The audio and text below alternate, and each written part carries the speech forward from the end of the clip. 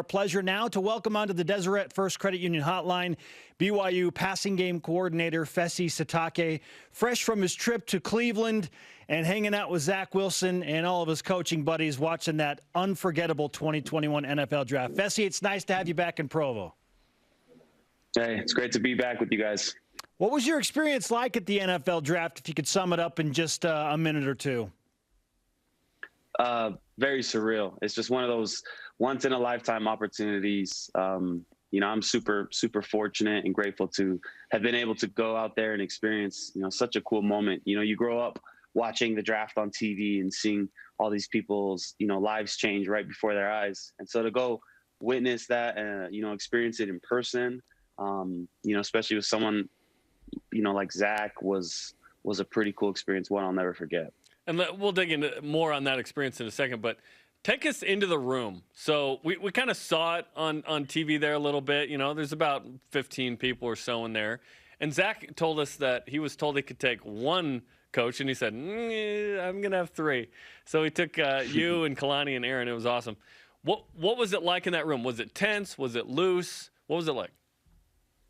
I think there was just a lot of excitement. I think everyone kind of had a general idea of where he was going to go, but it's one of those deals you just never know until it happens. And so to see him get the phone call, to be on the phone for a little while, to see him, the emotion building up, his parents get very emotional.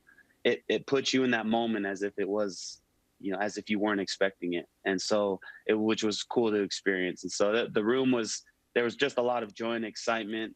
I don't think the anticipation was as high as some other rooms, but the emotion still was definitely at an all-time high.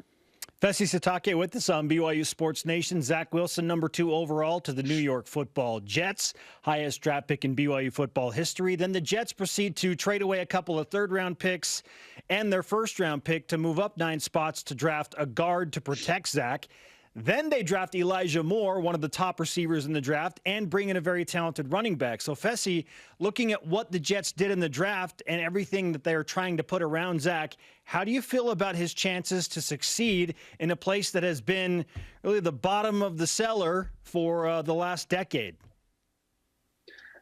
I'm always going to bet on Zach. And, if he's a guy that just has added weapons, I just think that solidifies that case. I'm super, excited about the guys they put around him already early, ones that they currently had. Zach's going to do what Zach does, but if you put weapons out there, I think it just, like I said, solidifies his case. So I'm super excited for what he's going to do and what the organization has done up to this point. What other draft picks were adjacent to you guys? Because in talking to Aaron Roderick, it was like, there were a lot of big names right around Zach, and it's pretty cool that Zach, when we zoom out, we go, Zach's in the midst of all these dudes. That's pretty incredible. Yeah, it was cool. Right across was the D tackle from Alabama, Christian Barmore. Next to him, kitty corner was Mac Jones. Right next to us on the same side was Jamar Chase. On the other side behind was Trey Lance. We're all pretty close. I think there were 12 total people there, and there were like hallways that were made. But yeah, those three, Jamar Chase, Mac Jones, Christian Barmore, were all in the same hallway. So it's cool to see their families and coaches and, everyone experiencing that moment as well. Incredible experience for sure. All right, Fesi, correct me if I'm wrong, but you were the first one to ever offer Zach Wilson a scholarship. Is that right? Yeah, I was at Weber State. Is that at the top of your LinkedIn?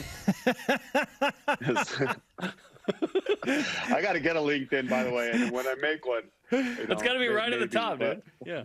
Now, what was it that you first saw in him that made you think, okay, he's a special player, and I want to offer him a scholarship?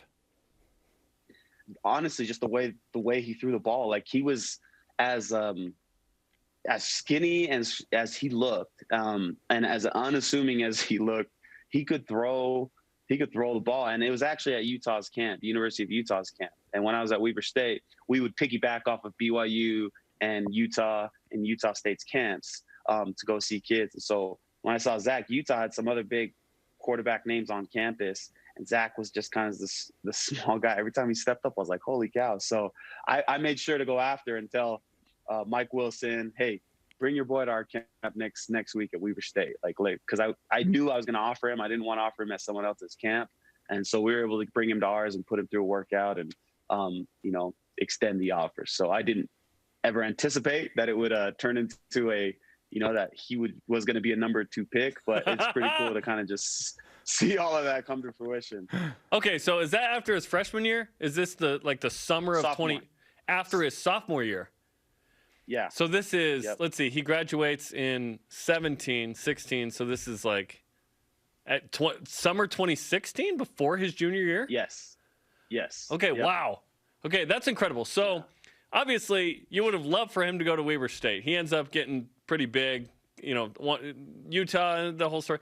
Boise State, Iowa, he decommits, Iowa's in the mix. Okay, so do you think he goes to BYU if you weren't on the coaching staff at BYU? Because I think that was a big moment here, and Zach has said, hey, Fesi was my guy. Yeah, I do. I mean, you have Kalani, you have A-Rod. I mean, as much as I would love to try and pump myself up like that, man, I don't have that kind of pull. But I'm just glad I was here and was another voice with A-Rod and Kalani to be able to, tell him why BYU's the place for him. And we had invested time in our relationship. I monopolized Zach Wilson's time for a full year before anyone else offered him. And so we had a lot of time where we were able to communicate and really build a relationship. And then when all these schools start piling in, well, now there's like 10 schools competing for his time and conversation and all that stuff. So it was, aside from just being the first to offer, I was just super grateful that I was able to establish a relationship and a connection with this kid, at an early time in his career. Okay, it's early December 2017. BYU's coming off the worst season in 50 years. Ty Detmer's let go. It's just like awkward. It's Ty Detmer, right? But it wasn't good enough. And Kalani makes a switch. There's a new staff. There's Jeff Grimes, and there's A-Rod, and there's yourself. Zadok Dinkelman's not going to come here, the nephew of Ty Detmer. What was that conversation like with you guys of going, hey, let's go after Zach Wilson? Because he was committed to Boise State, but I don't know if he decommitted now that BYU's interested and Iowa comes in late and he almost takes a visit, but then they get a commit.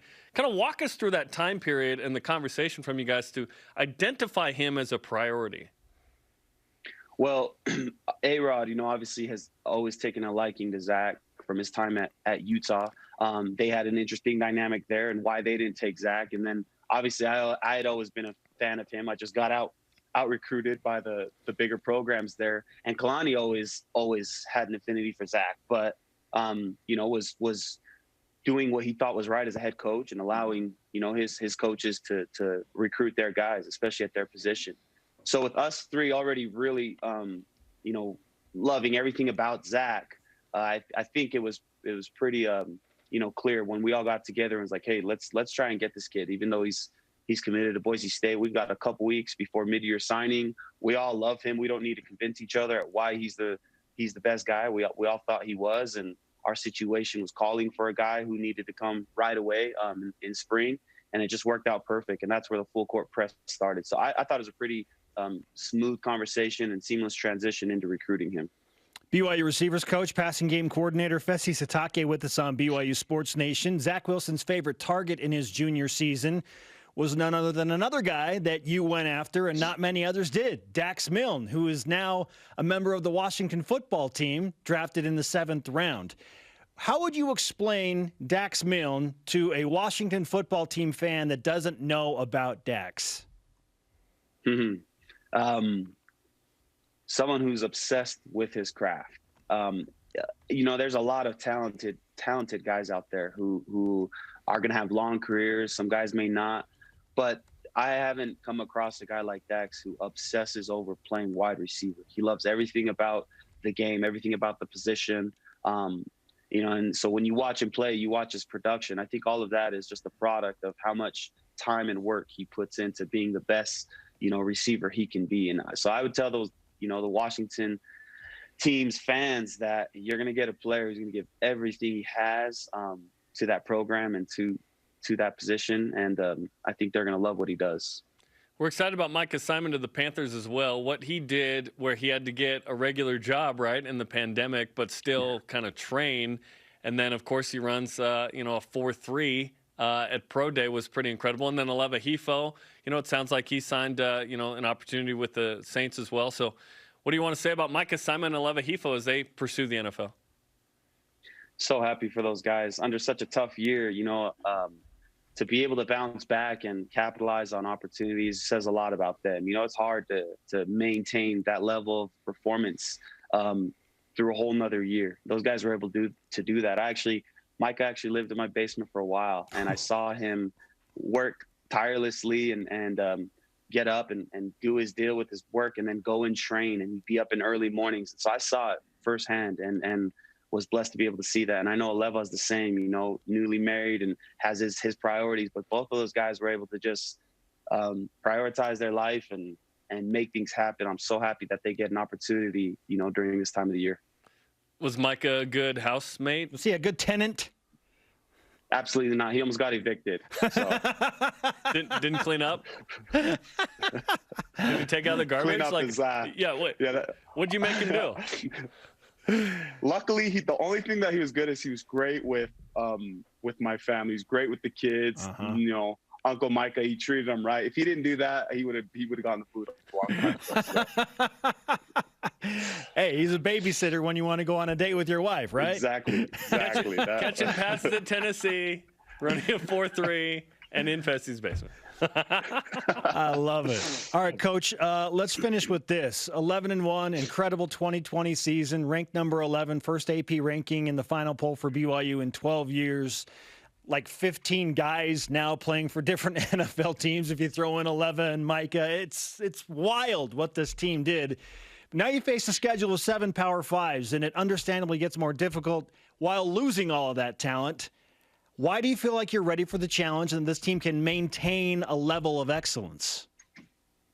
The culture will always win, and I think we've got a culture that's been established and it's just continually growing. We welcome the competition we're about to step into. This is what we want, and we would have taken this last year too if we had the choice, but obviously we didn't, and we're super excited. We know we lose a lot of production, but we have so many great young men here that are ready to pick up the rifle and go to work and are excited for the opportunity, the competition we have, and that culture is there. Kalani's done a great job establishing that, and the trickle-down effect from all the rest of the coaches. I mean, there's a great feeling going on here, and a lot of people look at it like, oh man, we lost all these players and what a great season, whatever. Within our program, we're saying, oh, that's just the start. Like we're just going to keep going and fighting and be ready for all the opportunities ahead. So super excited. Fesi, I'll let Micah know the rent is due. We appreciate the time, man. Appreciate you guys. When he makes that money, I'm going to call on him. Don't forget your boy. Yeah. Yeah. Thanks, Fesi. Yeah, appreciate you guys. Fesi Sitake on the Deseret First Credit Union Hotline. Deseret First, you know why, we show how.